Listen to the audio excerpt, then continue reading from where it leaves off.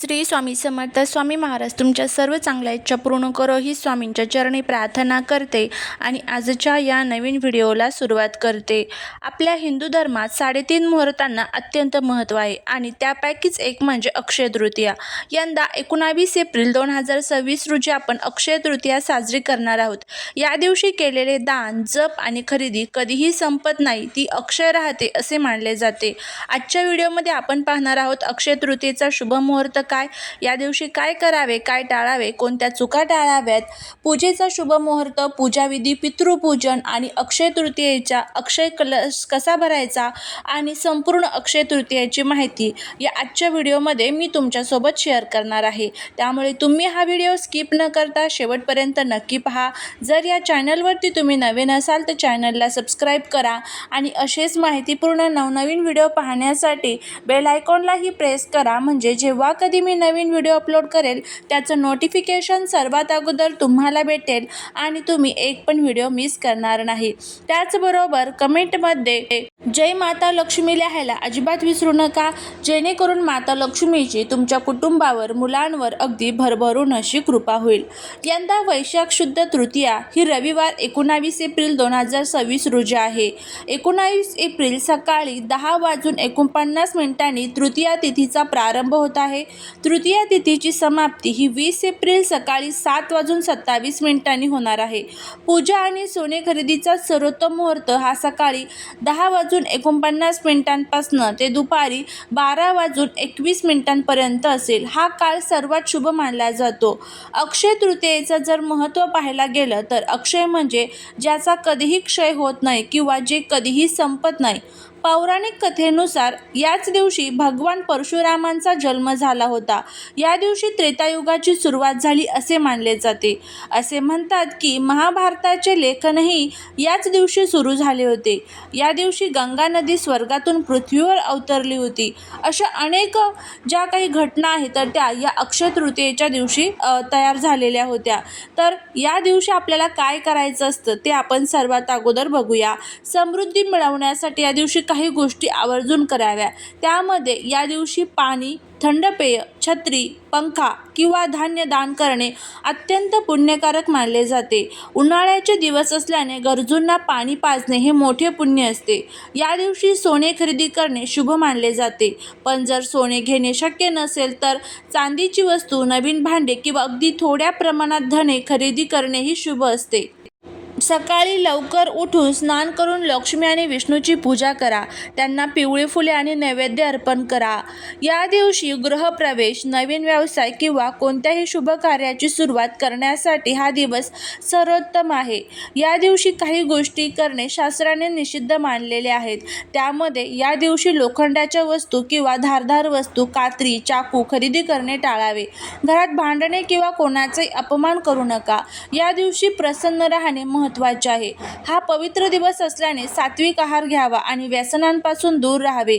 शक्य असल्यास प्लास्टिक किंवा काचेच्या टाकाऊ वस्तूंची खरेदी या दिवशी करू नका. अक्षय तृतीयाची संपूर्ण आपण माहिती बघितलेली आहे. या दिवशी काय करावं, काय टाळावं. आता त्यानंतर आपण अक्षय तृतीयाची पूजा विधी जी आहे तर ते आपण बघूया. पूजा अक्षय तृतीयाची कशी करायची, त्यानंतर पूजेचा शुभ मुहूर्त बघूया आणि त्यानंतर आपण पितृपूजन कशा पद्धतीने करायचं ते देखील बघूया. अक्षय तृतीयेच्या दिवशी केलेली पूजा आणि अक्षय कलश भरण्याची पद्धत अत्यंत शास्त्रोक्त आणि फलदायी मानली जाते. तेच आपण बघूया. सर्वात प्रथम अक्षय तृतीयाची पूजाविधी. सकाळी लवकर उठून पवित्र स्नान करावे. पूजेच्या वेळी पिवळे फुले किंवा लाल वस्त्रे परिधान करणे शुभ मानले जाते. घराच्या ईशान्य कोपऱ्यात एका देव्हाऱ्यासमोर एक स्वच्छ चौरंग ठेवा. त्यावर पिवळी कापड अंथरा. चौरंगावर गणपती बाप्पा, भगवान विष्णू, माता लक्ष्मीची मूर्ती किंवा फोटो स्थापित करा. देवाला गंगाजल किंवा शुद्ध पाण्याने अभिषेक करा. चंदनाचा टिळा लावा. पिवळी फुले, तुळस विष्णूसाठी आणि कमळाचे फूल किंवा गुलाबाचे फूल लक्ष्मीसाठी अर्पण करा. या दिवशी विष्णूंना सातूचे पीठ म्हणजे सत्तू, गूळ आणि पाणी आणि ऋतुफळ विशेषतः आंबा याचा नैवेद्य दाखवण्याची प्रथा आहे. तुपाचा दिवा लावून विष्णू सहस्रनाम किंवा महालक्ष्मी अष्टकमचा पाठ करावा आणि शेवटी आरती करावी. उन्हाळ्याची सुरुवात आणि पूर्वजांच्या आशीर्वादासाठी अक्षय तृतीयेला कलश भरण्याचे विशेष महत्त्व आहे. ज्या ठिकाणी ठिकाणी आपण पूजा मांडलेली आहे तर त्याच ठिकाणी आपल्याला हा अक्षय कलश जो आहे तर तो भरून ठेवायचा असतो. यासाठी काय करायचं, एक तांब्या घ्यायचा किंवा पितळेचा वगैरे घेतला तरीही चालेल. स्वच्छ धुवून वगैरे घ्यायचा. त्या तांब्यामध्ये तुम्हाला संपूर्ण जे तांदूळ असतात, अखंड अक्षता, कुठेही तुटलेल्या नको, फुटलेल्या नको, अशा अखंड अक्षता तुम्हाला त्यावरती भरायच्या आहेत. संपूर्ण फुल हा तांब्यात तुम्हाला तांदळाने भरायचा. त्यावरती थोडेसे तुम्हाला कॉईन्स जे असतात, ज्याला आपण नाणी म्हणतो, जी पैशांची नाणी, 1 रुपये 2 रुपये जे काही असेल ते तुम्हाला त्यावरती ठेवायचे आहे. जर तुमच्याकडे सोनं असेल तर थोडंसं सोनं, जे काही असेल, अंगठी असेल, जे काही तुमच्याकडे असेल तर थोडंसं सोनं तुम्हाला त्यावरती ठेवायचं आहे. त्यानंतर एखादी नोट तुम्हाला 10 रुपयाची, 20 रुपयाची जी नोट तुमच्याकडे असेल पैशांची ती ठेवायची आहे. आणि त्या सर्ववरती तुम्हाला हळदी कुंकू अक्षता अर्पण करायचे आहे. माता लक्ष्मीला नमस्कार करायचा आहे आणि त्यानंतर हा अक्षय कलश जो आहे तर तो तिथे पूजेमध्ये तुम्हाला ठेवायचा आहे. अशा पद्धतीने हा अक्षय कलश भरायचा. त्यानंतर दुसऱ्या दिवशी काय करायचं, ही संपूर्ण पूजा काढत असताना तुम्हाला त्यातलं जे काही सर्व साहित्य आहे तर ते काढून घ्यायचं. जे आपण पैशांची नाणी वगैरे, सोनं वगैरे ठेवलेलं आहे तर ते सर्व काढून घ्यायचं. आणि जे तांदूळ होते तर ते तुम्हाला दान करायचे आहे. एखाद्या गरीब गरजू व्यक्तीला दान करा. तुमच्या आजूबाजूला कोणी येत असेल गरीब वगैरे तर त्यांना दान केले तरीही चालेल. तांब्या परत तुम्ही पूजेमध्ये वापरू शकता. अशा पद्धतीने तुम्हाला अक्षय कलश जो आहे तर तो भरायचा आहे. आणि त्याचबरोबर आता या दिवशी आपल्या पूजेचा शुभ मुहूर्त कोणता असणार आहे तर ते आपण बघूया.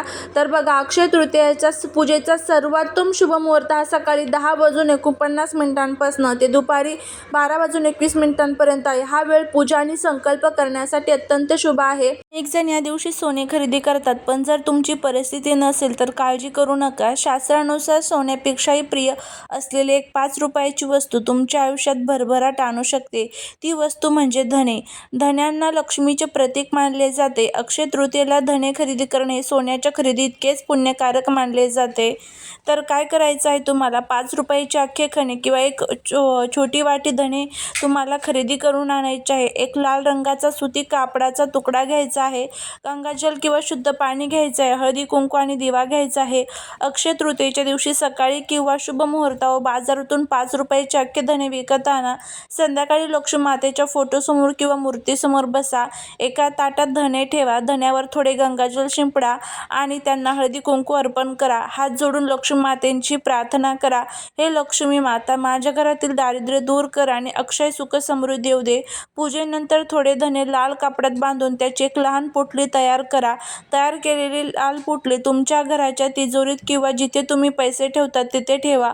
यामुळे पैशांची आवक वाढते आणि विनाकारण होणारा खर्च थांबतो. उरलेले धने घराच्या बागेत किंवा कुंडीत पेरा. जसे जसे धने उगवतील आणि घरातील समृद्धी जी आहे तर ती वाढत जाते. काही धने गुळासोबत मिसळून लक्ष्मीला नैवेद्य म्हणून दाखवा आणि घरातील सर्वांनी तो ग्रहण करा. धने हे समृद्धीचे प्रतीक आहेत. संस्कृतमध्ये याला धन असेही म्हणतात. अक्षय तृतीयेला धन्यांची पूजा केल्याने अन्नाचा आणि धनाचा साठा कधीही संपत नाही अशी मान्यता आहे. भक्ती आणि विश्वास सर्वात महत्त्वाचा आहे. हा छोटासा उपाय तुमच्या आयुष्यात सोन्याचे दिवस नक्कीच घेऊन येईल. व्हिडिओ जर आवडला तर लाईक, शेअर, सबस्क्राईब करा. श्री स्वामी समर्थ.